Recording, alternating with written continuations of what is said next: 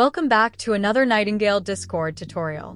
Previously, I showed you how to create and delete Carlbot Autofeeds using the Carl dashboard. Today I'm going to show you how to do the same thing, but in Discord using /commands. You may want to set this up in a bot programming channel, or somewhere where members can't see it besides staff. This way you can keep track of the ID numbers for the autofeeds. We had one post already, but let's make a new one. You'll start by using a forward slash, then typing out auto. This will give you the list of commands you want autofeeds create. Select the role you want pinged. We'll choose test role 1. Choose the duration of the post, or how often you want it to run. We'll say every 7 days. Then type out the message you want it to post.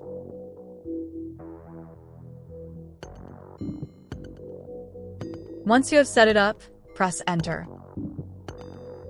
Now, this is a very important message.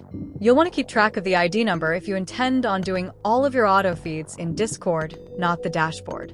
The ID number is how we can edit or delete the autofeed later, so keep it in a safe place.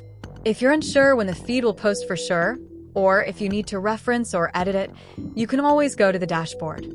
You can see that it recorded all the information that you inputted in the command.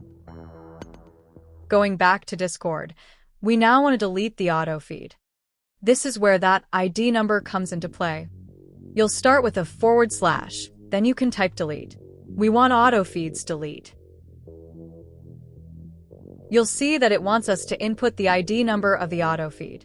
So copy the ID from the message, then paste it in the command box. Make sure that everything looks good, then hit enter. It should display that the autofeed has been deleted. We can double check this on the dashboard. You'll see that the autofeed we created is now gone, and you've successfully used Discord to create and delete autofeeds.